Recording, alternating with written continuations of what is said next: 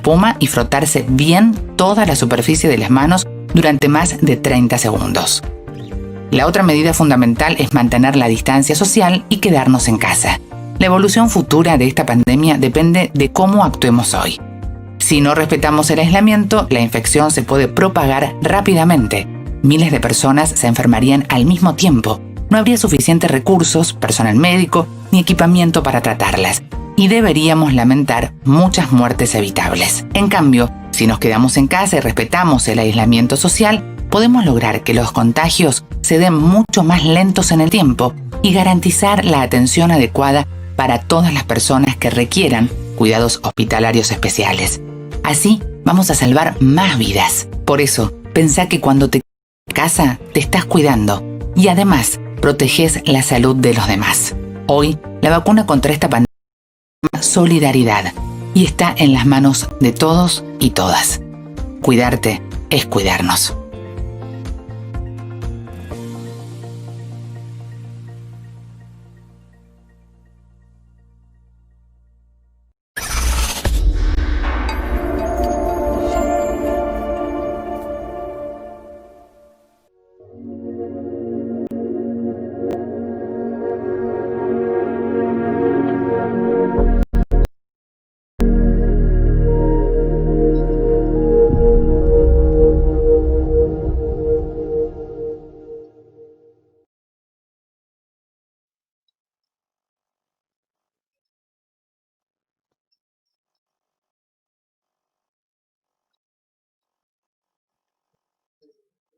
¿Qué tal,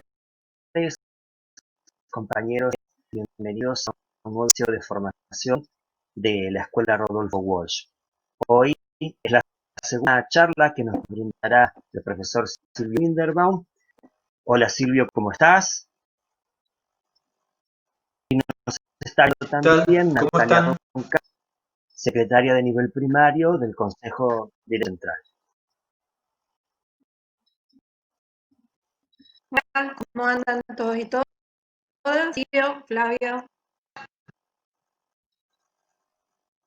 ¿Qué tal? ¿Cómo están?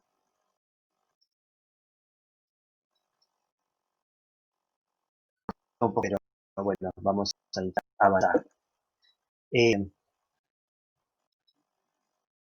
Grabamos hace un Silvio y pensábamos y hacen muchos entes en sus que es retomar en clase anterior. Y nos parecía pertinente y oportuno retomar algunas cuestiones, algunos conceptos que fueron en la anterior de Silvio. Hoy vamos a trabajar con la de las ciencias en el primer ciclo de la escuela primaria y en la trabajó cuestiones generales de las ciencias sociales y su enseñanza. Nati, te cedo la palabra y vos le preguntas a Silvio o charlas con él cuestiones que tienen que ver con esa primera charla. ¿Me escuchan bien? Sí. Sí. Un poco cortado. Ah, está bien, porque yo los estoy escuchando un poco cortado. Los estoy escuchando. Y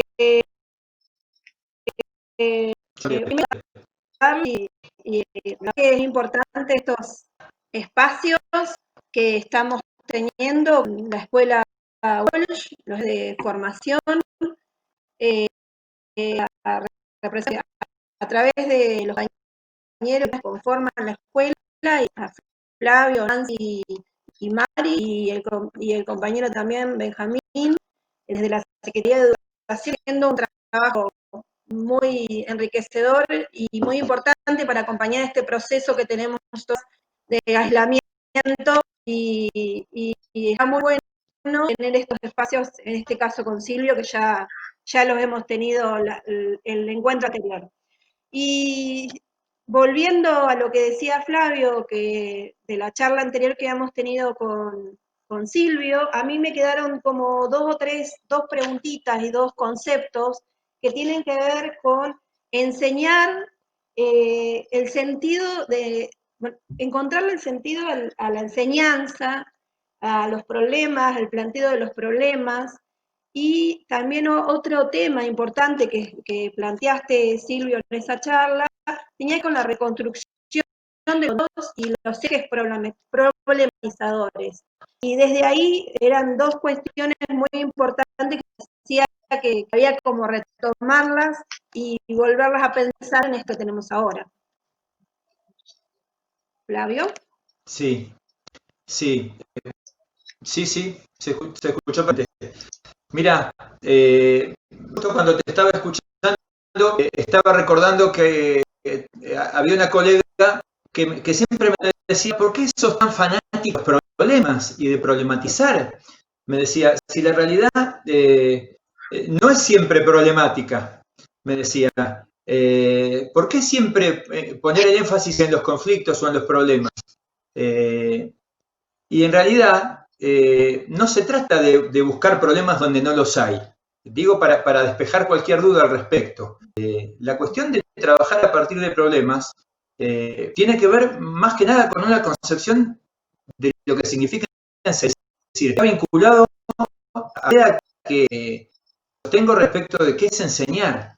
Delia Lerner dice básicamente que enseñar solo en ciencias sociales, en cualquier área del conocimiento, es plantear problemas. ¿En qué sentido es plantear problemas? Es plantear un desafío. Es decir, si nuestra niña, nuestro joven, resuelve las tareas que le planteamos y las actividades que le planteamos desde la lógica escolar, es decir, desde la lógica del cumplimiento, de la obligatoriedad, de verdad estamos jodidos. Perdón porque esta palabra, pero lo que nosotros tenemos que nuestra alumna se comprometa con la búsqueda de respuestas. Es decir, nosotros necesitamos que nuestro alumno y alumna busque, es decir, se comprometa con el conocimiento, no con una tarea para cumplir. Es decir, tenemos que lograr que aquello que le queremos enseñar sea de su interés, es decir, que tenga ganas de aprender. Entonces, a veces no son problemas de la realidad, a veces son desafíos intelectuales, pero la enseñanza tiene que constituir siempre un desafío. Es decir, cuando decimos enseñar es plantear problemas, es decir, nuestro niño, nuestra niña tiene que sentir que delante suyo tiene un desafío a resolver, un desafío intelectual a resolver. Es decir, tiene que tener una respuesta que tiene que encontrar él o ella. Es decir, no tiene que tener que repetir algo. Es un camino que le tenemos que proponer, una búsqueda. Eso es lo que queremos decir cuando decimos que partimos de problemas. ¿Se entiende? Por eso es tan importante que cuando planteamos temas, no se trate de un relato. Es decir, hay dos formas de enseñar ciencias sociales. Con la realidad y decirles, yo te cuento, la realidad social es esta. Yo te la describo, es así, las montañas son estas, el clima es este, las actividades económicas son estas, el relieve es este, y eso, hacerlo así, es una forma de proponerles que la acepten tal como es, porque se la estamos contando nada más. Es decir, se la estamos relatando, repitan después a la hora de una evaluación qué es lo que nos contamos. El problema es un camino de búsqueda de respuestas, es decir, para entender por las cosas que ocurren. Es decir, es un conocimiento que no está terminado, es una concepción distinta de la y del conocimiento. Estamos parando, Natalia.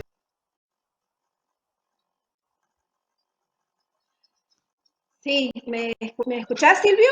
Bien. Perfectamente.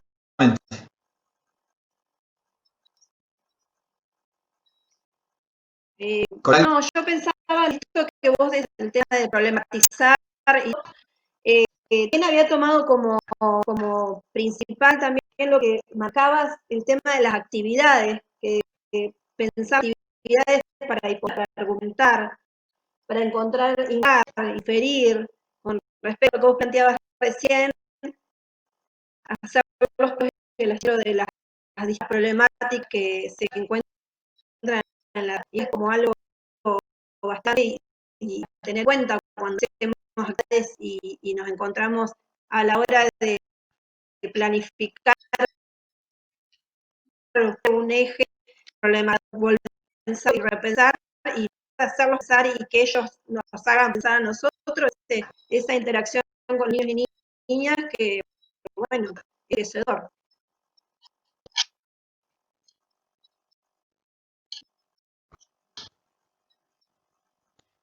Te escuché muy cortado. Escuché apenas una parte de lo que decís. ¿Vos me estás escuchando bien? Estamos, no, bastante, Flavio. Estamos teniendo buenos problemitas, parece, para poder salir bien al aire y la charla. Por eso estás escuchando así, Silvio. Tenemos problemas técnicos. Bien, ¿Flavio? sí. Sí. Ahí voy. Bien, interesante lo que se escucha y la idea es, pues, además, la idea de organizar contenidos para problemas de la realidad social. Si te parece, Silvio, ya iniciamos la charla que tenías preparado para con los compañeros y las compañeras. ¿Te parece?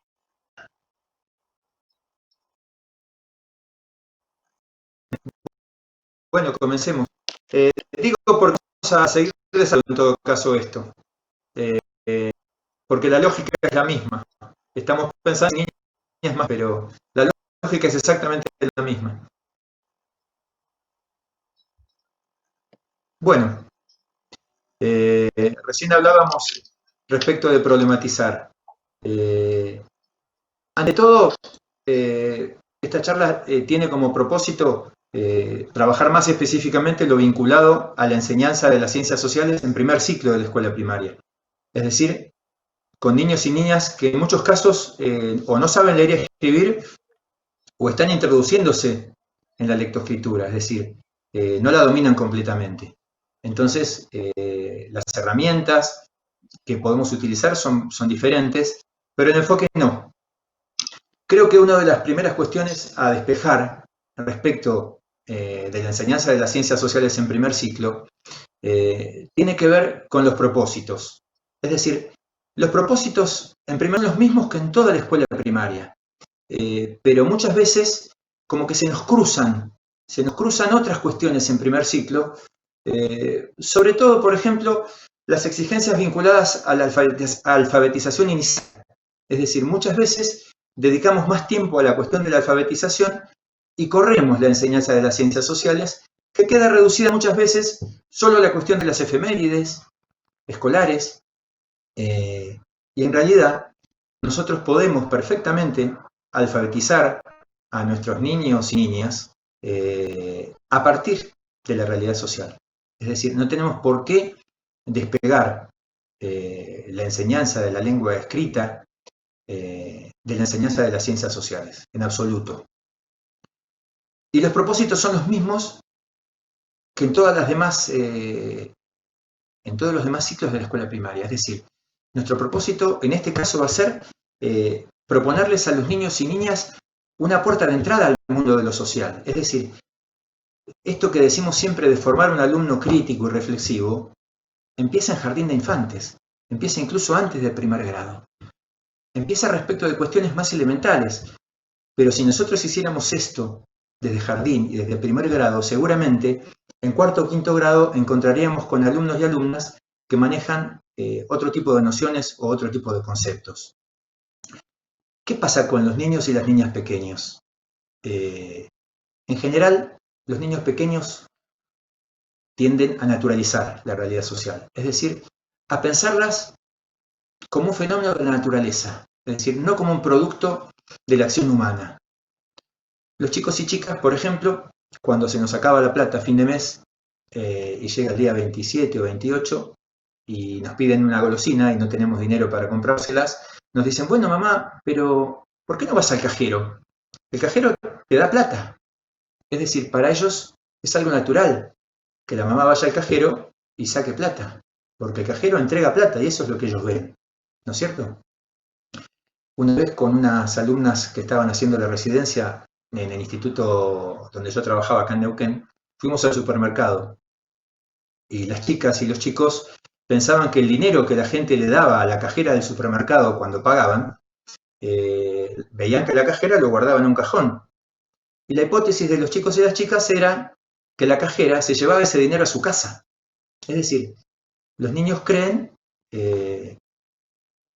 no ven lo que está detrás de eso, solo ven eso. Entonces, de lo que se trata, de nuestra parte, es de introducirlos al funcionamiento de la sociedad, es decir, a mostrarles aquello que no se ve. ¿Esa cajera se lleva la plata a su casa cuando termina de trabajar? ¿O se la entrega a un supervisor que a su vez la deposita en un banco o se la entrega al propietario del supermercado? Entonces, ¿de qué se trata? De lo mismo que hacemos en tercero, en cuarto, en quinto y hasta séptimo grado, de desnaturalizar, es decir, de develar, de quitar el velo de lo aparente respecto de la realidad social. Estos dos ejemplos que doy son apenas dos que se me ocurren en este momento, pero en general los niños y las niñas creen que los procesos sociales son procesos naturales. Entonces, de lo que se trata en realidad es de abrirles una puerta de entrada al mundo de lo social, de ampliar sus horizontes culturales y de enseñarles a recoger los múltiples desafíos, problemas, certezas y también las incertidumbres del mundo social. Lo que pasa que hacer esto con niños y niñas pequeños, que además son los más curiosos, es apasionante, pero al mismo tiempo es difícil. ¿Por qué? Porque vamos al núcleo de lo que tenemos que enseñar. Y eso tiene que ver muchas veces con nuestra propia mirada respecto del mundo de lo social. ¿Por qué? Porque muchas veces nuestra propia mirada del mundo de lo social influye respecto a la enseñanza de las ciencias sociales. Hay dos grandes miradas posibles respecto de lo social. Podríamos definir una gran mirada como la mirada del orden, las teorías del orden, es decir, las teorías que consideran que el mundo tal cual está bien, digamos. Y entonces lo que hacen es describirlo, contar cómo es este mundo. Es decir, no consideran que este presente fue constituido en el pasado. Para decirlo en la frase que utilizan hoy nuestros adolescentes, digamos, es lo que hay. Este es el presente, así estamos. Y no se preguntan por qué estamos como estamos. ¿Cuál es nuestro trabajo? Conseguir que nuestros alumnos y alumnas se pregunten todo el tiempo por qué esta realidad es la que es. Pero la teoría del orden no se plantea eso. Plantea una sociedad inmóvil, constituida por individuos que satisfacen sus necesidades y para eso trabajan. Y nada más. La mirada desde las teorías del conflicto es una mirada completamente distinta, porque ve a la realidad como una película, no como una foto. Entonces, en primer lugar, tenemos que definir nuestra mirada respecto a la realidad. ¿Por qué? Porque hay básicamente tres cosas que nosotros tenemos que enseñar en toda la escuela primaria. Y les voy a pedir, compañeros, que pongan la placa número 1 para definir esas tres cosas. Ahí está, que son las esenciales cuando enseñamos ciencias sociales. Primero, el presente es un momento entre el pasado y el futuro. Y ese pasado nos constituye como lo que hoy somos. Esto es central. Es decir, la lógica del celular, la lógica en la que estamos viviendo hoy, hace que no nos preguntemos por qué ocurre lo que ocurre. Lo primero que tenemos que enseñar es que las cosas no ocurren porque sí, que no son casualidad, que no son procesos naturales, que este presente que estamos viviendo, tanto nuestro presente individual como el presente social en el que vivimos, es producto de un pasado, y es de las acciones que los hombres y las mujeres llevamos en el pasado, y que este presente es apenas un instante, un momento, y que en este presente estamos constituyendo lo que va a ser nuestro futuro. Entonces, esta noción que parece muy general, ahora la vamos a ir viendo en ejemplos bien concretos. Les doy un ejemplo para poner el acento a la idea del tiempo. Muchas veces en primer ciclo les hacemos ver fotos del barrio, como era antes y como es ahora. ¿Cómo era el barrio antes? ¿Cómo es ahora? Y les hacemos comparar. Y vemos que ahora hay más construcciones, hay edificios más altos, más modernos. Sin embargo, cuando estamos haciendo esa actividad, hacemos traer fotos de cuando eran chicos y actuales. Entonces miramos qué cambió, qué es igual y qué cambió. Bueno, con la actividad en realidad no estamos enseñando la noción de tiempo, porque a esa actividad le está faltando una pregunta clave. La pregunta clave es, ¿por qué cambió? ¿Cuál fue la causa de esos cambios? La causa de esos cambios nos va a dar la película, es decir, ¿qué pasó entre la primera foto y la segunda foto? Hablamos de que el pasado nos constituye, estamos hablando de una película, y nosotros tenemos que mostrar la relación del pasado y el presente como una película. La cuestión es qué es lo que preguntamos cuando les hacemos mirar fotos, cuestión que vamos a ver al final de esta charla. El segundo gran concepto es que el espacio donde nosotros vivimos es un espacio social. Es decir, el espacio no es natural. La casa en la que vivimos es creada por seres humanos. Al espacio lo transforma la sociedad todo el tiempo, de acuerdo a sus intereses y sus necesidades. Nuestra vivienda, nuestro barrio, nuestro país y el planeta. Hoy, por ejemplo, acabo de ver una noticia de que hubo un derrame de petróleo tremendo en Siberia. Se están derritiendo los polos del círculo polar ártico y el antártico. Es decir, es un proceso en el cual la sociedad está transformando completamente la naturaleza. El clima ya no es natural. Nada en este planeta es natural, ni siquiera el clima, que lo consideramos un fenómeno de la naturaleza, en absoluto. Los polos se están derritiendo, es decir, aquellas cosas que creíamos que eran más fijas y más inamovibles, están empezando a moverse. Es decir, es transformado por la sociedad todo el tiempo, de acuerdo a sus intereses y a sus necesidades. Esta es la segunda cuestión. Muchas veces los libros de texto dicen cosas, por ejemplo, la ciudad creció con el correr del tiempo, como si una ciudad creciera solamente con el paso del tiempo, y no a las necesidades de sus habitantes. Sus habitantes, si necesitan vivienda, en muchos casos van y toman terrenos para tener un lugar donde vivir. O sea, el seguimiento hace un gran edificio, porque quiere ser un negocio, o el Estado construye un plan de viviendas en las ciudades. No crecen con el correr del tiempo. Esto nos lleva al tercer gran concepto, que es el de sujetos sociales.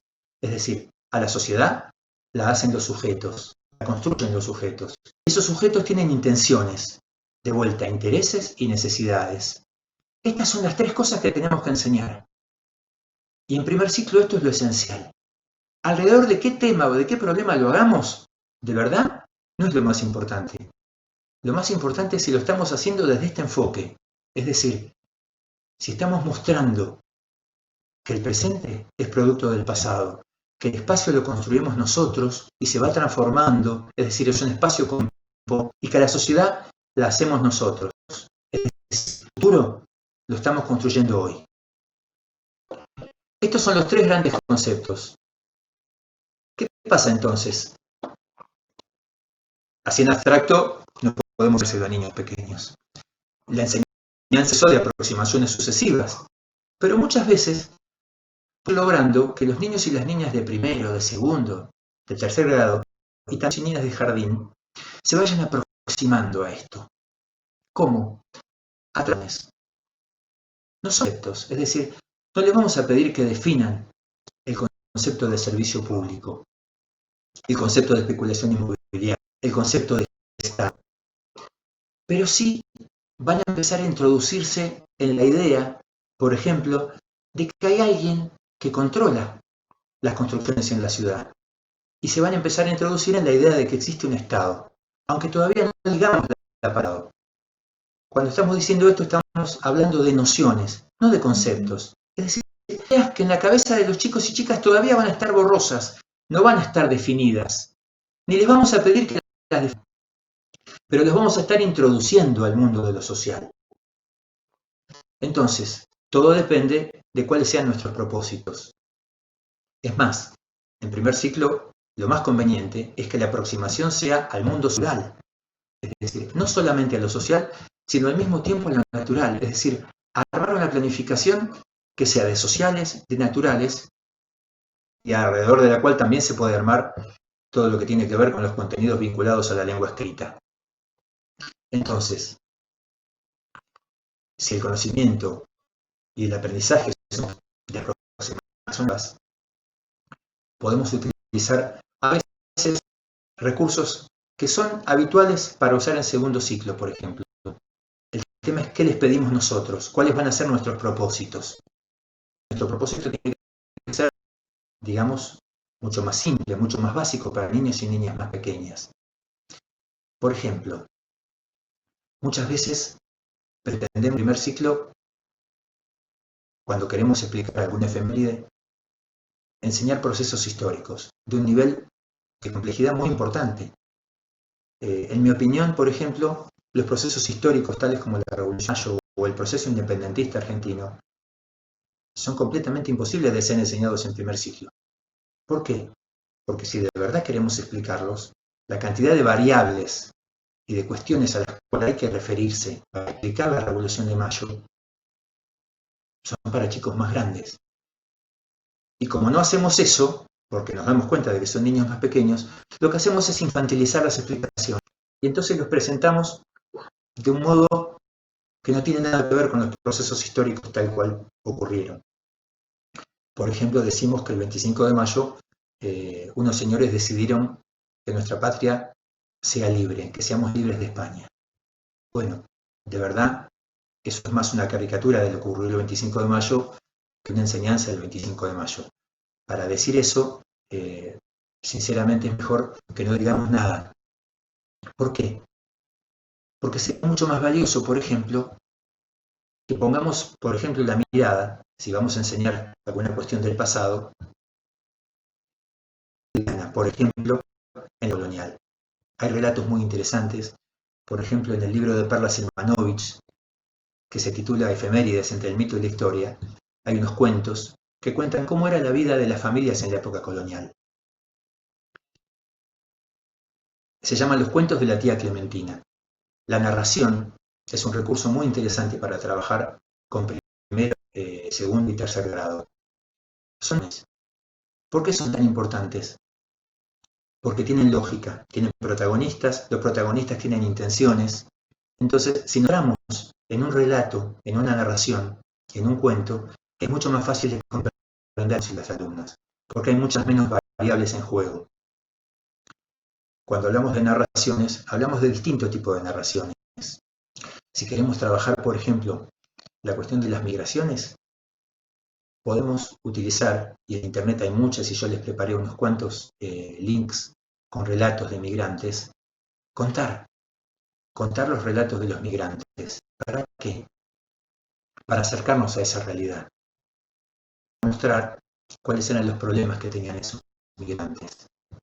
Es decir, la narración es un recurso extraordinario para trabajar en el primer ciclo. Una cuestión también central es la cuestión de la diversidad. Los niños y niñas pequeñas tienen el ánimo que todos tenemos muy incorporado, mucho más fuerte todavía. Para ellos, la forma de pensar, la única que existe, es la que ellos tienen. Entonces, es muy importante poder mostrarles otras formas de pensar y formas de vivir. Hay un libro muy interesante de Isabelino Siede, que se llama Retratos de familia en la escuela, donde propone trabajar, por ejemplo, la diversidad lejana. Es decir, cómo se organizan y cómo viven en lugares muy lejanos. Es decir, se organiza la sociedad en lugares muy diferentes. Por ejemplo, ¿por qué en algunos lugares de Oriente se consumen muchos insectos? ¿Por qué las heces son un alimento tan importante para algunos pueblos? Y los chicos se van a sorprender y decir, ¿qué es esto de comer lombrices? Bueno, en algunos países se comen insectos, se comen lombrices, y son muy proteínicas, pero esto es algo que los saca completamente de su lógica etnocéntrica. Les permite ver otra realidad completamente distinta de la propia. Les amplía su horizonte cultural. Les permite pensar que existe otra forma de pensar y otra forma de vivir. Por ejemplo, si trabajamos ahora que se viene el Año Nuevo Mapuche, el 24 de junio, el Munosipantu, ¿qué concepción tienen los mapuches respecto del ciclo de la naturaleza y respecto de la relación que tenemos nosotros con la naturaleza? Por eso es tan importante pedirle permiso a la naturaleza antes de utilizar algún recurso, algún bien natural común. Es decir, cuando hablamos de diversidad, estamos hablando de mostrarles otras formas de pensar y otras formas de vivir.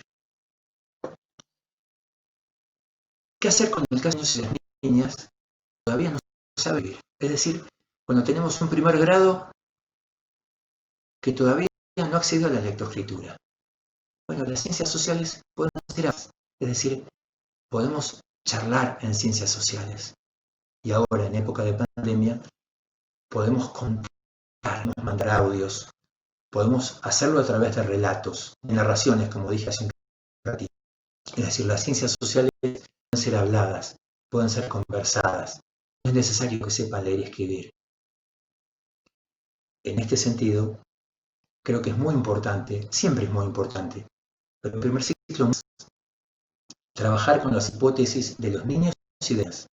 Es decir, lo que mencionamos habitualmente como las ideas previas, es decir, las ideas que ellos y ellas tienen. Lo que pasa es que muchas veces nosotros en la planificación utilizamos las ideas previas como una pregunta que le hacemos al principio: ¿qué saben de esto? Y en realidad no se trata de conocimientos previos, se trata de qué hipótesis tienen los chicos respecto de esta cuestión. Les voy a contar de una planificación que hicimos para segundo grado en una escuela de Neuquén, cuyo problema era ¿por qué el colectivo los domingos tarda tanto en llegar? En Neuquén, y supongo que en muchas otras ciudades donde hay transporte público, los días domingos el transporte público tarda mucho. Planteamos ese problema. La pregunta era ¿por qué? ¿Por qué venía una vez por hora el colectivo? Y los chicos tenían la hipótesis, por ejemplo, de que el colectivo tardaba tanto porque el colectivero se había quedado dormido. Un niño dijo eso. Y una niña dijo que en realidad no es que tardaba, sino es que la señora que lo estaba esperando había llegado tarde y ya había pasado. Es decir, los chicos y las chicas pequeñas tienen una idea individual de la cosa.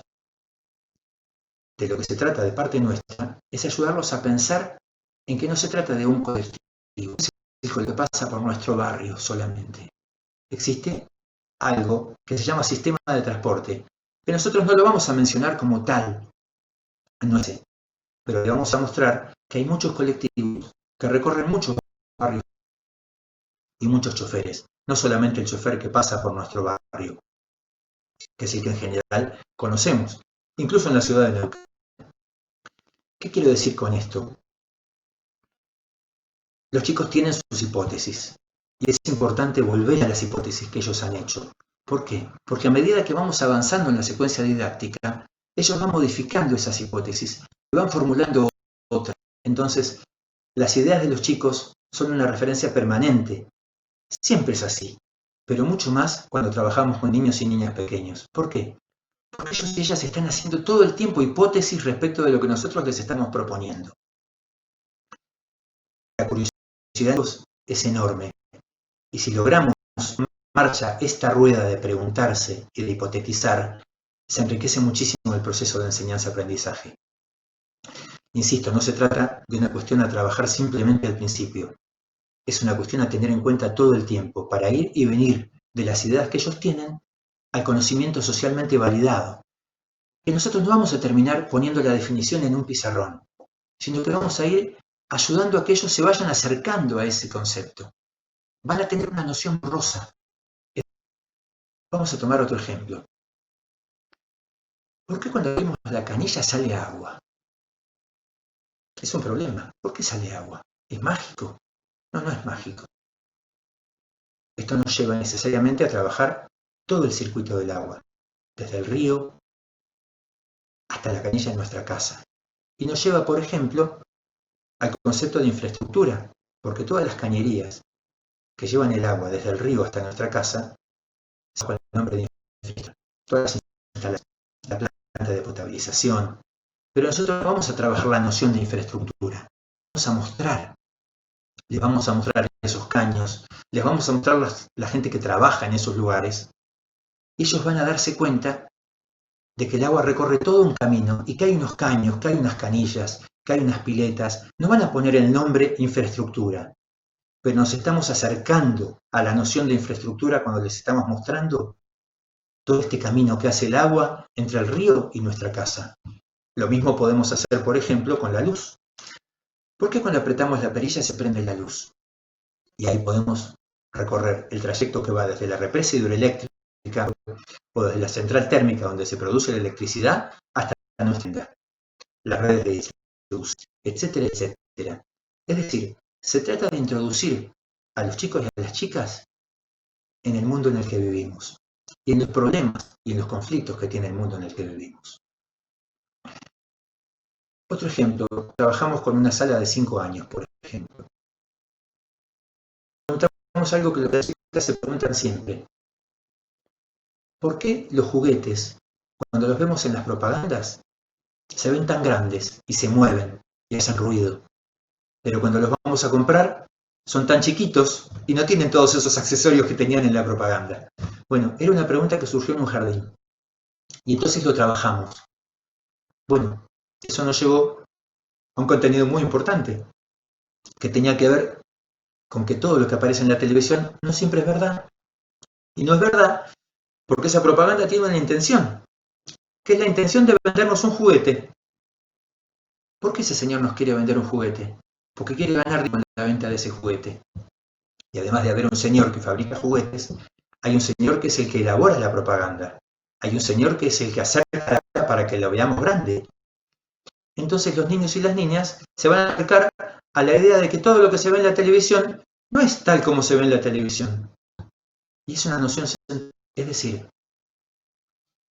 no vamos a enseñar el concepto de fake news, por ejemplo, en absoluto.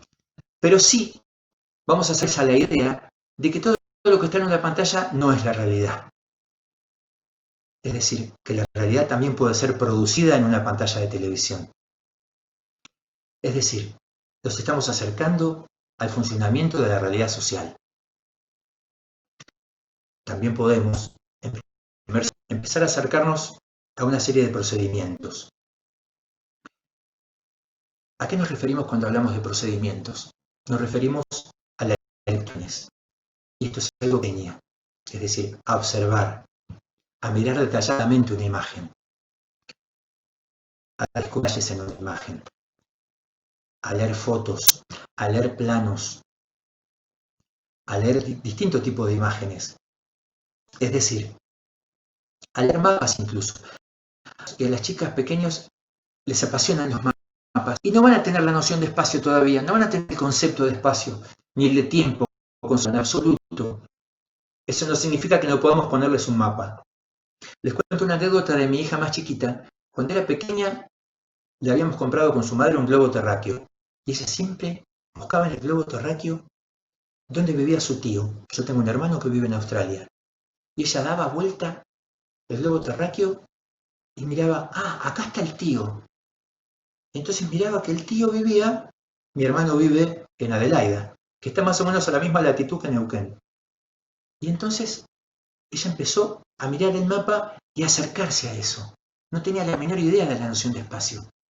Pero fue muy rico para ella poder tener un globo terráqueo y poder manipularlo. Bueno, está muy bueno poner un mapa, aunque todavía no podamos enseñar el concepto de espacio. Lo vamos a estar enseñando aproximaciones sucesivas, mostrando, por ejemplo, las distancias relativas. Entonces, en cuarto grado, va a ser mucho más fácil enseñarle las escalas. A ver, demos algún ejemplo respecto, por ejemplo, de los trabajos. podemos trabajar en tiempo de pandemia con los tipos de trabajos. ¿Qué herramientas usa cada trabajador para hacer su trabajo? ¿Qué tipo de trabajo hace? ¿Con qué se vincula ese trabajador para hacer su trabajo? Es decir, podemos hacer lo que habitualmente a nivel inicial se llama un contexto, elegir un contexto, ¿no es cierto? Muchas veces, en época de no pandemia, esto va acompañado por una salida, ¿no es cierto? Lo que se llama salida al campo. Pero en este caso lo podemos hacer con las familias de los chicos, con los trabajos de los padres de los chicos, o mostrándoles algún video. Por ejemplo, yo les quiero mostrar ahora, como un ejemplo de lo que les quiero decir, un video que retrata un poco cómo es la vida de una familia. Son varias familias, en realidad es un recorrido por la línea sur. Yo les quería proponer la siguiente actividad. Si tienen un lápiz y un papel ahí, por favor, a medida que van viendo el video, vayan pensando qué preguntas harían respecto del video que vamos a ver ahora. Es decir, qué preguntas le formularían a los chicos y chicas y qué cuestiones podrían ser las puntas para enseñar cuestiones vinculadas a las ciencias sociales y a qué conceptos nos llevarían. Te pido por favor que pongas el video, Flavio. Al ser atendidos por sus Ahí. dueños para brindar la Es mayor un video sobre la de línea. servicio.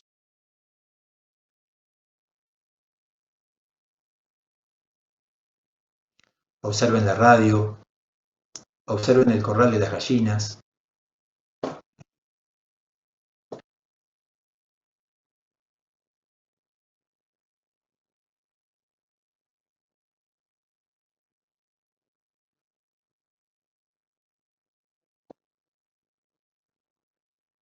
El guanaco corriendo delante del auto.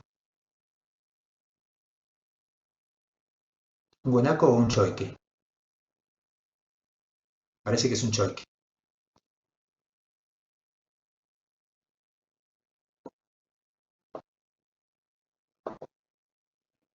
Esta primera parte es en la meseta de Sumucurá.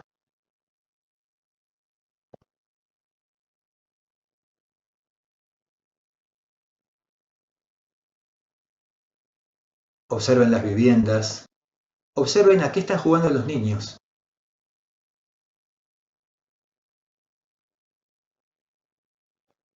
¿Cómo son los juegos de los chicos?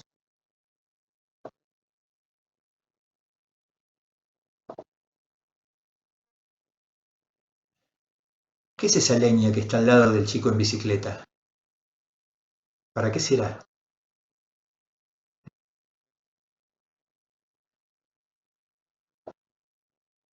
La señora lavando la ratón.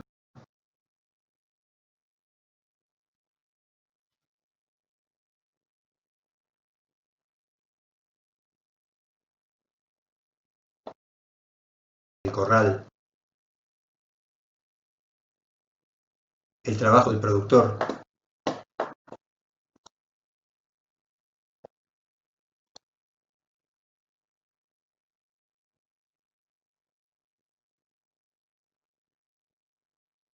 Las ovejas. Un gran protagonista en la línea sur.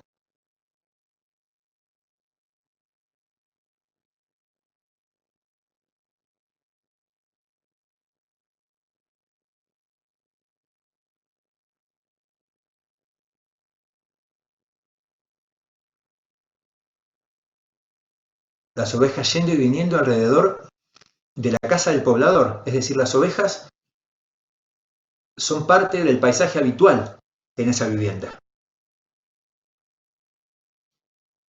No hay una separación entre la vivienda y el lugar donde están las ovejas.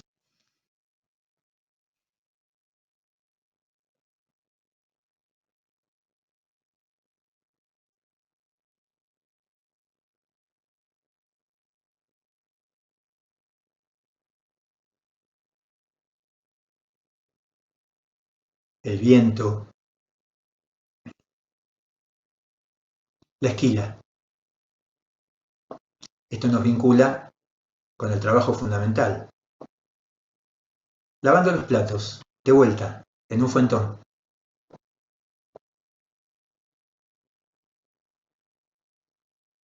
Ahora sí, las ovejas en su corral.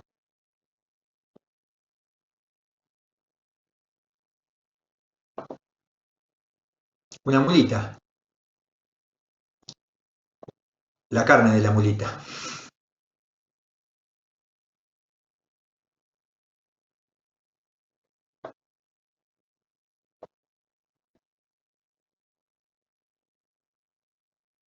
El animal en el asador.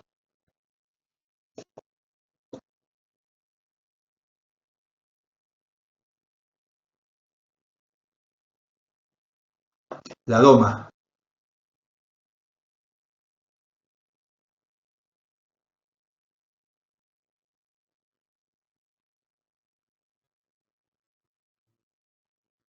¿Por qué será tan importante, no? El caballo en la línea sur.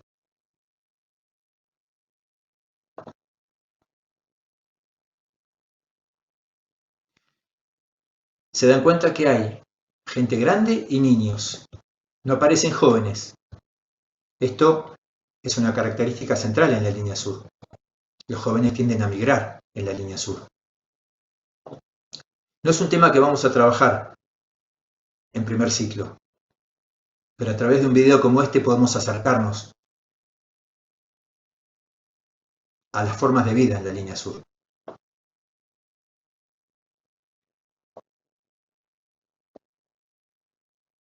La fauna habitual en los campos. La vegetación. Este sí es un guanaco.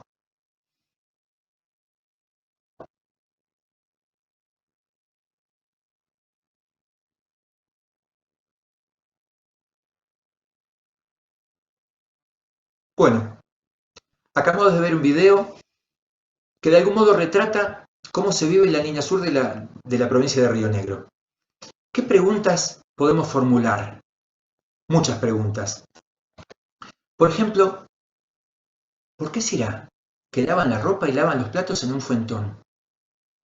¿De dónde sacarán el agua? ¿O les falta agua? Es decir, ahí nos estamos acercando a dos nociones. A la noción de servicio público, que no lo tienen, el agua, y podemos comparar con nuestra vida, con la vida en las ciudades. Este video obviamente es para pasar en cualquier lugar, menos en la línea sur. La noción de servicio público es muy importante. ¿Por qué? Porque el agua, la luz, el gas son servicios públicos y en muchos lugares de la línea sur no cuentan con algunos de esos servicios públicos básicos. Ellos lavan los platos y lavan la ropa en un fuentón. Y este video es la línea sur en época de verano, de primavera-verano. Imaginemos la línea sur con la nevada en época de invierno, ¿no es cierto? Es decir, nos estamos acercando a la realidad de la línea sur, que es muy distinta, y está en la misma provincia de Río Negro, a la realidad de Cipolletti, de General Roca, o de Viedma, o de Bariloche, por ejemplo. Servicios públicos. Segunda noción, por ejemplo, pensemos en la cuestión del caballo. ¿Por qué es tan importante domar un caballo? Porque es una actividad central en la línea sur. ¿En qué se trasladan en los campos? Se trasladan a caballo. ¿Por qué? Porque su actividad fundamental es el pastoreo de ganado. Y acá tenemos otra cuestión que es muy importante, que es la cuestión de las escalas. Cuando ponemos el acento en un lugar, nosotros habitualmente, con los chicos y chicas de primer ciclo, pensamos que hay que trabajar, viene de una didáctica de los años 60, cosas que están cercanas físicamente a ellos. Esta idea de que los chicos y chicas pequeños no pueden conocer algo que está lejos. Bueno, la realidad hace mucho tiempo que ha demostrado que los chicos y chicas de esta época perfectamente conocer realidades que están muy lejos porque están totalmente mediatizados. Entonces, muchas veces reconocen los puentes de Brooklyn cuando los ven, y eso está en Nueva York, por ejemplo. O realidades que están muy lejos, tanto en el tiempo como en el espacio. De lo que se trata en nuestro caso es de vincular un espacio que es local con espacios diferentes. Por ejemplo, me pasó de conversar con compañeros y compañeras de la localidad de Caín, que está completamente aislada, hasta el pie de la meseta de Somokura. Yo les decía, por ejemplo, que el precio de la lana que ellos venden, que los productores de la línea sur venden, no se determina en Argentina, se determina en Londres. Es decir, tenemos que trabajar lo local, lo regional, lo nacional y también lo internacional, porque lo que pasa influye incluso en una localidad tan chiquitita como por ejemplo el cocaína, porque el precio que ellos reciben por la lana tiene que ver con el precio internacional de la lana. Cuando terminemos esta charla les voy a pasar algunos links, por ejemplo, vinculados al problema de la zafra lanera y la preocupación de los productores laneros de la línea sur por el precio de la lana. Pero entonces, los chicos y las chicas pequeños perfectamente pueden saber que las cosas que pasan en el Caín o en Comayo o en cualquier localidad de la línea sur de Río Negro, muchas cuestiones se determinan en lugares que están muy muy lejos. Ellos no van a saber a cuántos kilómetros están, pero van a saber que hay cosas que se deciden muy lejos del lugar en el que vivimos. Es decir, que la realidad local no está determinada localmente, que en este momento hay cuestiones de nuestra vida cotidiana, incluso nuestro ingreso cotidiano, o el caso de los productores de la línea sur, el ingreso de esos productores está determinado por un precio que se decide en un lugar mucho más lejos, en otro lugar del mundo. Es decir, no se trata de enseñar solamente lo que está cerca. Podemos enseñar cosas que están muy lejos, en el tiempo y en el espacio. Entonces, volvamos al principio. Todos estos ejemplos tienen que ver con los tres conceptos que trabajamos anteriormente. Ahora vamos a ver, por ejemplo, una serie de fotos. Las vamos a ir pasando de a una, les pido por favor, para que empecemos a pensar en preguntas. Bueno, esta primera foto que tenemos aquí es la cosecha. Acá vemos a los trabajadores de la cosecha de fruta, más o menos en los años 60, es una foto de la década del 60. ¿Qué trabajo hace el peón de chacra cuando trabajamos, por ejemplo, la actividad frutícola? ¿Quiénes trabajan en la chacra? ¿En qué estación del año están realizando esta actividad? ¿Dónde guardan la fruta?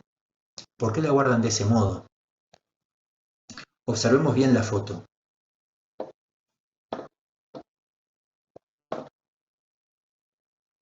¿Cómo están los árboles?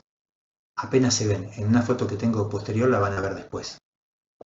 Por ejemplo, acá están acomodados los bienes, pero van a ver, por ejemplo, que estas plantas no están en espaldera.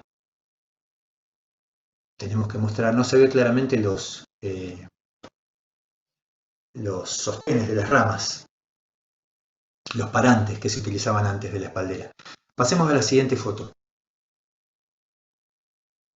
Acá tenemos un almacén en la línea sur a principios del siglo XX. Un almacén importante. Se ve lejos a los pobladores en esta imagen. Estamos en la meseta y en la línea sur. Esta foto nos pinta bastante bien las características de los pobladores. Es un galpón de esquila. Es un galpón de esquila donde se iba a cargar la lana. Pasemos a la siguiente foto, por favor. Bueno, esta foto es muy interesante.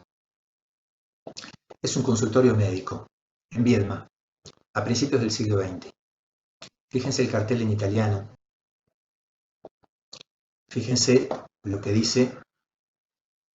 A ver si puedo correr mi imagen. Fíjense el cartel, lo que dice en italiano. Fíjense los elementos de esterilización. Dice que es una sala de esterilización, lo dice en italiano. En esta foto podemos ver muchos detalles. Y podemos comparar, por ejemplo, el trabajo de un médico en aquella época con el trabajo de un médico hoy. Es decir, alrededor de los oficios podemos armar cualquier cantidad de secuencias didácticas. Es decir, los oficios pueden ser todo un tema, en primero, en segundo y en tercer grado. En este caso, el oficio del médico. y esta foto nos puede permitir acercarnos al oficio del médico a principios del siglo XX, para ver cómo cambió y qué proceso hubo en el trabajo del médico de antes a ahora, es decir, los progresos tecnológicos y otros cambios, por ejemplo. Porque este parece ser una sala donde se operaba también. Bueno, ¿hoy alguien se opera en un consultorio? No. Bueno, hay un montón de cuestiones que podemos hacer vinculadas al oficio del médico. Pasemos a la siguiente foto. Acá está más clara el tema de la cosecha que vimos antes. Y vemos la cosecha como era antes. Acá podemos comparar perfectamente el árbol con puntales del árbol con espaldera. ¿Cómo era la cosecha cuando se hacía con puntales? Y compararla, no tengo acá una foto de espalderas, pero es muy fácil de conseguir.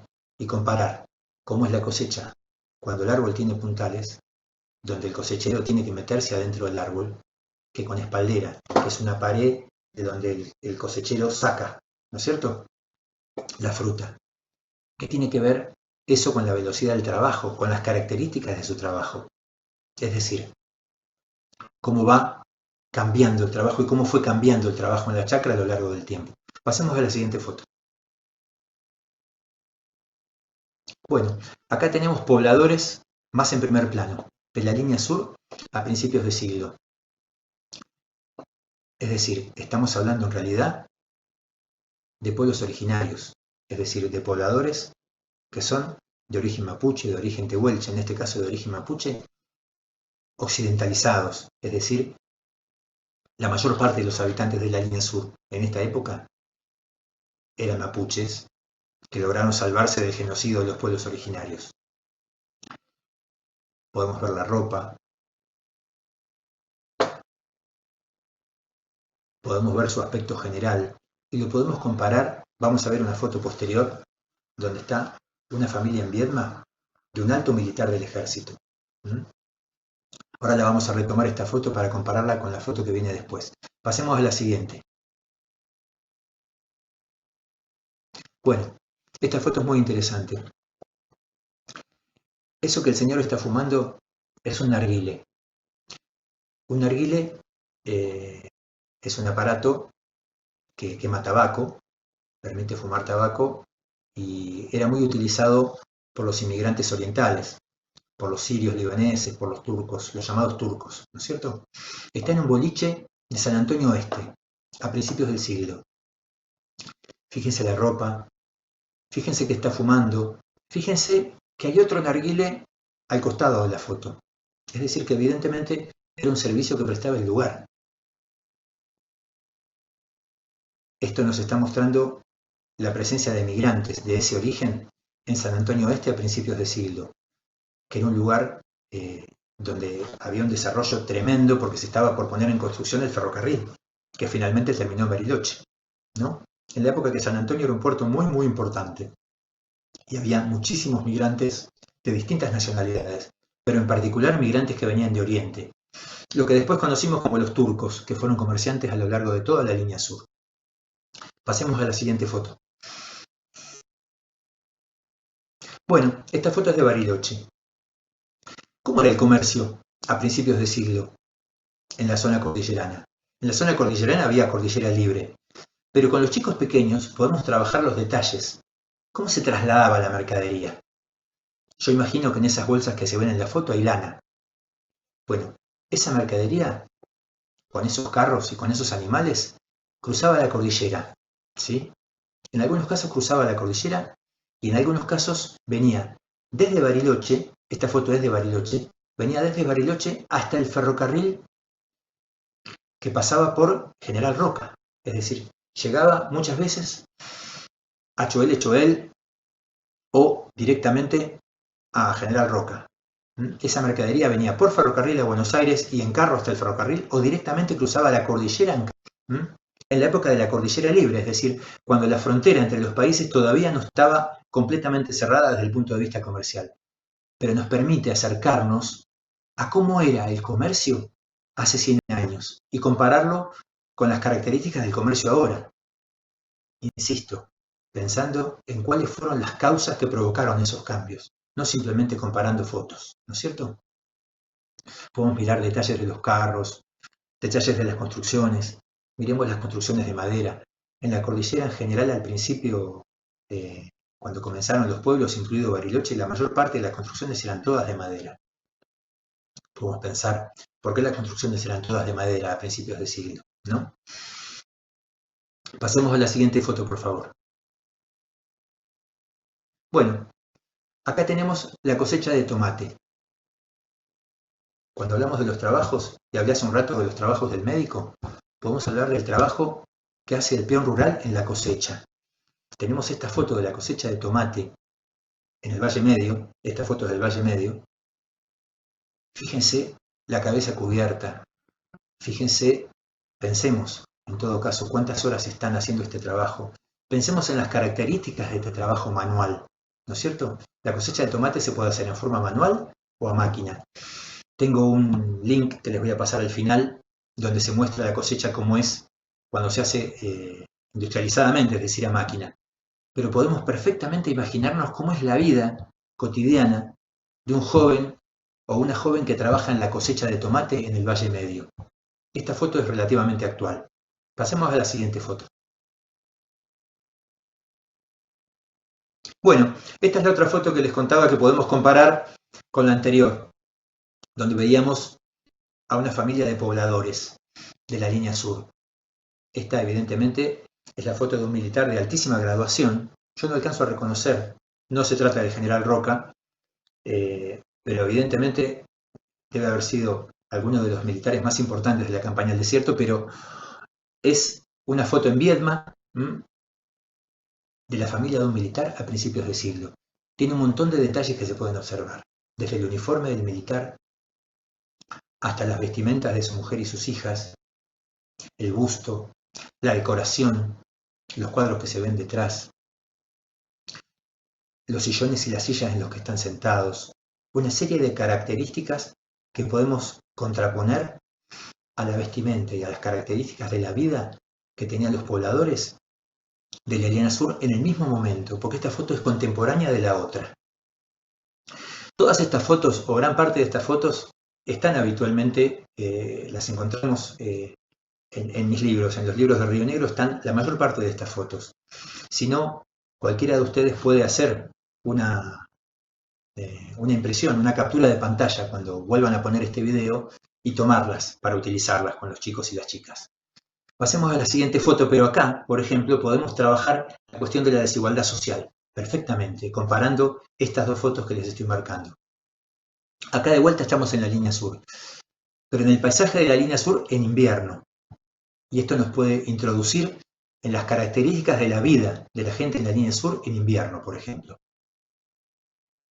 ¿Qué pasa con los caballos? ¿Qué pasa cuando está nevando 1,5 metros y no se puede salir de las viviendas? ¿Cómo se calefaccionan?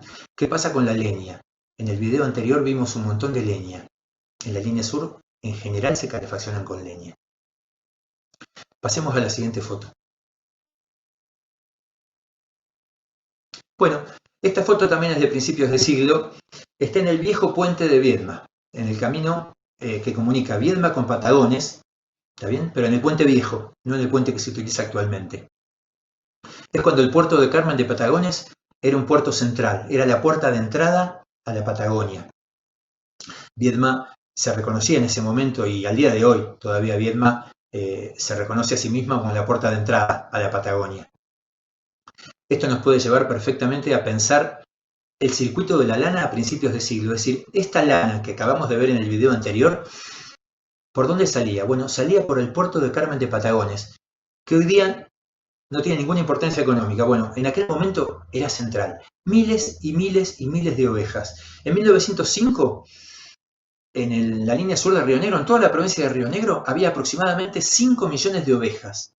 Esta foto nos permite perfectamente calibrar, ver a miles de ovejas desde Viedma, son ovejas que vienen desde la línea sur, evidentemente, para salir por el puerto de Patagones. Pasemos a la siguiente foto.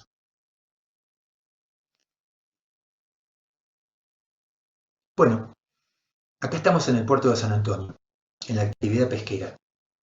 Esta foto es muy interesante porque podemos ver las características de la pesca artesanal. No vamos a trabajar el concepto de pesca artesanal, pero está muy claro que está pescando con una red. Está muy claro que saca de las redes y guarda en los cajones el pescador. Es un pescador artesanal. Hay videos sobre esto, hay mucho material. ¿Qué trabajo hace el pescador artesanal? ¿Cómo vive el pescador artesanal? ¿Cómo es el todos los días de un pescador artesanal? Todas estas cosas son perfectamente posibles de trabajar con chicos muy pequeños. ¿Con qué ropa se viste? ¿Por qué tiene botas de goma? ¿Todo lo que saca de las redes va a parar a los cajones?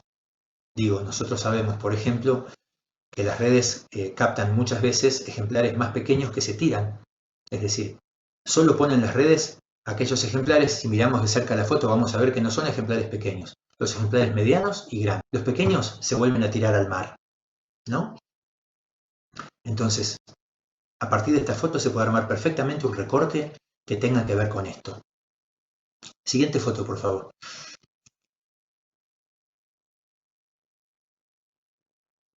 Bueno, acá tenemos una familia de migrantes en los principios del Alto Valle de Río Negro. Un tractor, que puede ser perfectamente comparado con los tractores que tenemos en la actualidad. Es una foto de familia, porque las chacras a principios del siglo eran chacras familiares. ¿Cómo es una familia de productores hoy? ¿Cómo era a principios de siglo? ¿Cómo era la maquinaria? ¿Cómo es actualmente la maquinaria? Miremos las construcciones, miremos las características del tractor, ¿no? La inmensidad del aparato. Hay muchas que pueden servir para comparar con la actualidad. Esta es una foto de los años 20, 25, década del 30 a lo sumo. Pasemos a la siguiente foto. Bueno, esta foto nos introduce en la actividad de vuelta del criador de ovejas de la Sur, del pequeño productor, ¿no es cierto? Ya hablamos de esto. Pasemos a la siguiente foto. Bueno, esta es una foto de General Roca. Una foto antigua de una esquina que yo no puedo identificar. Los compañeros y compañeras de General Roca por ahí nos pueden decir de qué esquina se trata. Pero es una foto muy interesante, por eso la incluí, para ver cómo era la ciudad de General Roca a principios del siglo XX, ¿no? Esta foto es aproximadamente de la década del 20, y podemos comparar con las características que la ciudad tiene ahora, ¿no? Podemos ver las construcciones, podemos ver que eran calles de tierra, podemos ver el arbolado urbano, podemos ver la iluminación. Hay un montón de detalles que podemos trabajar alrededor de esta foto. Si acercamos la imagen seguramente podemos ver muchos más detalles, ¿no? Pero estamos hablando del centro de la ciudad. Pasemos a la siguiente foto si es que hay. Bueno, esta es la que les contaba de la cosecha de cebolla. Lo mismo que vimos respecto a la cosecha de tomate. Ahora les voy a poner una serie de links que tienen que ver con el trabajo de los cosechadores, ¿no? Y con las características de ese trabajo, que es muy importante, por ejemplo, en este momento en la zona de General Conesa. Pasemos a la siguiente foto.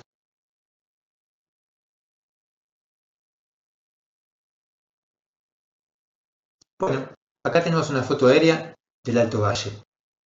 Una herramienta que podemos usar, por ejemplo, también con los chicos y chicas más pequeños, es el Google Maps. Casi todas las familias en los celulares tienen el Maps. Podemos comparar perfectamente las imágenes. Esta es una foto aérea. Las fotos del Maps también son fotos aéreas. Podemos comparar las características de las áreas que están bajo riego de las que no están bajo riego. Y pensar en la lógica de los canales de riego. Es decir, pensar que todo esto que constituye tanto el Alto Valle como el Valle Medio Inferior son construcciones humanas. Y comparar estos paisajes con los paisajes donde no hay riego. Por ejemplo, si miramos Chichinales, vamos a ver dos paisajes totalmente distintos porque ahí termina el Alto Valle y comienza la meseta, hasta entrar en el Valle Medio. Hay un vacío. En ese vacío está la vegetación tal cual era a principios del siglo XX, antes de que se constituyeran los valles que tenemos sobre el Río Negro. Siguiente imagen, por favor.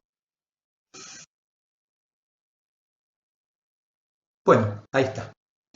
Bueno, la idea de estas imágenes era simplemente dar ejemplos. ejemplos de cosas que se pueden hacer perfectamente con chicos y chicas de primer ciclo. Todas estas cosas se pueden enseñar. La cuestión central es qué nos proponemos. Lo único que nos tenemos que proponer es que ellos complejicen su mirada respecto de lo social. Es decir, que dejen de pensar que los procesos sociales son naturales.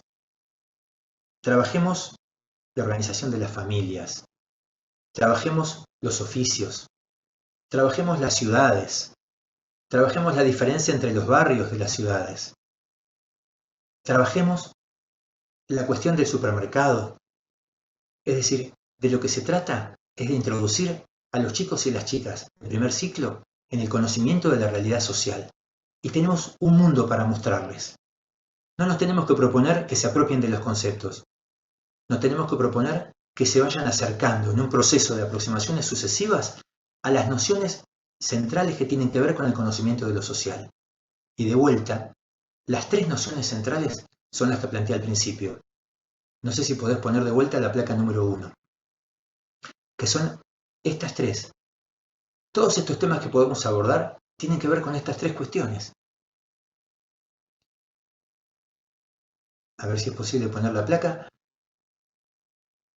Por ejemplo, la cosecha. La cosecha tiene que ver con una actividad humana que produce alimentos. El trabajo del médico. No se puede poner la placa. Bueno. Ahí está. Bien, perfecto. De vuelta. Que el presente es un momento entre el pasado y el futuro.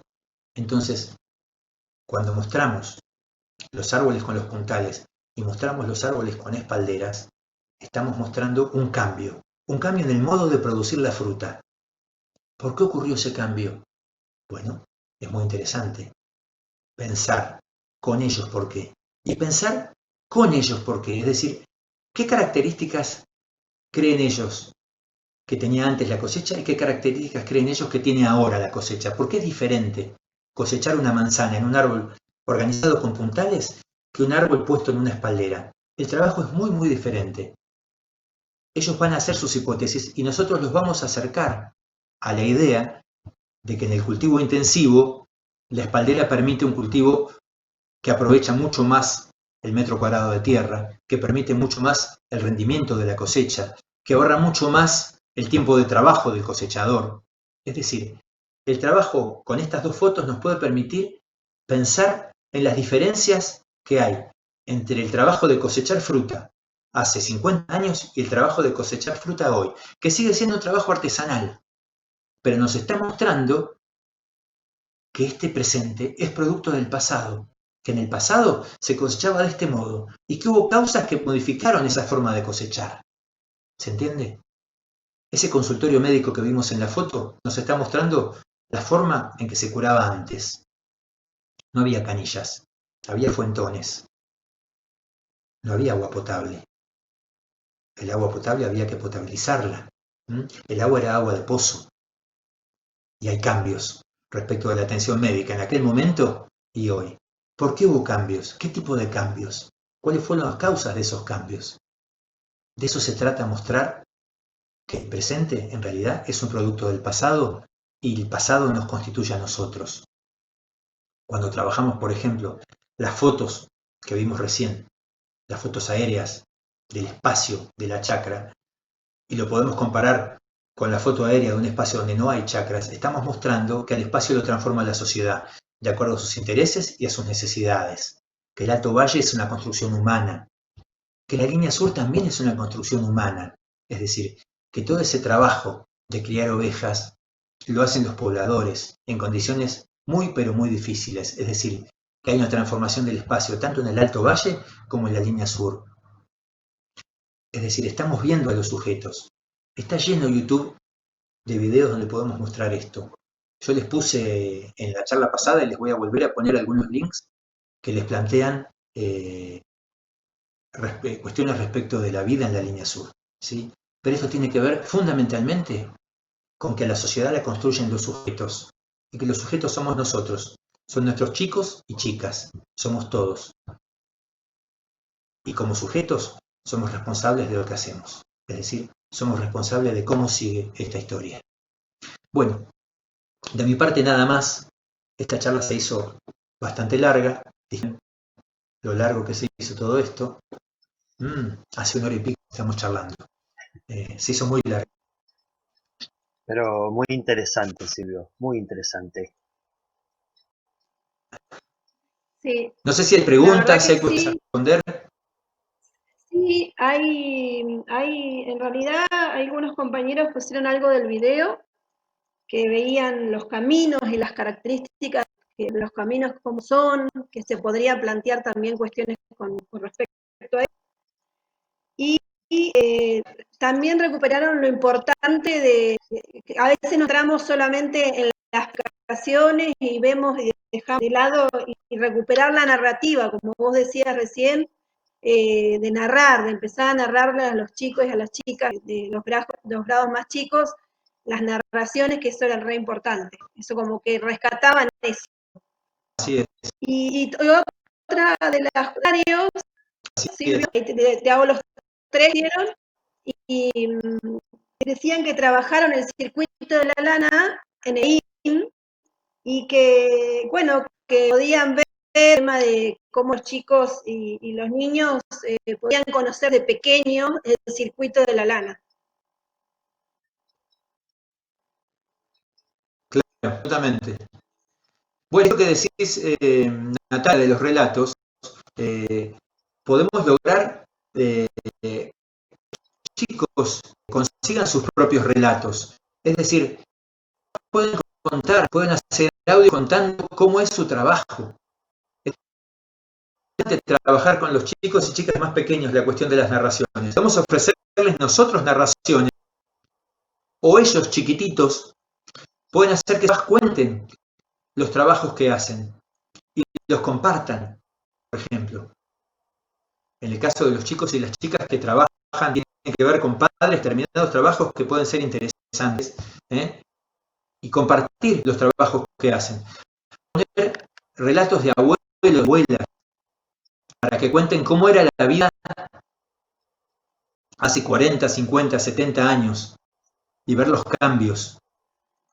Cómo son los juegos de los chicos, cómo son los juegos de la niña azul y cómo son ahora los ejemplos. Todo eso lo podemos hacer a partir de narraciones. Yo creo que la narración es central para esto.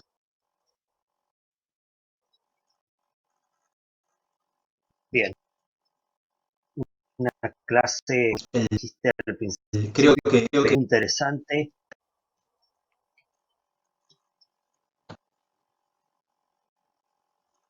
Sí, Silvio. sí, Bueno, como me parece más lo esencial. interesante Nosotros consideramos realmente en capacidad de aprender de nuestros alumnos, es decir, ellos pueden aprender.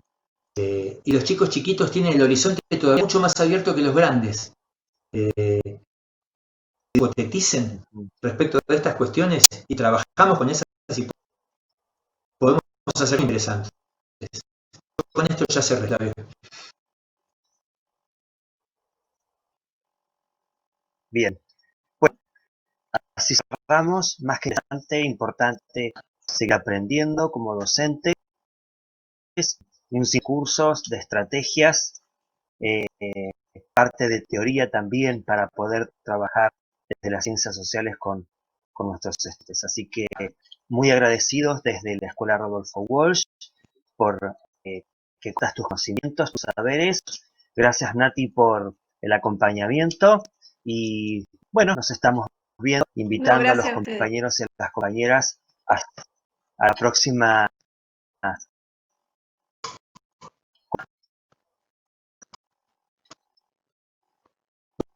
COVID-19. La importancia de actuar a tiempo y juntos.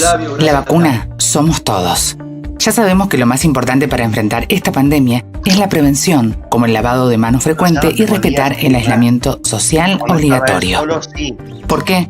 El coronavirus es una molécula de proteína recubierta por una fina capa de grasa.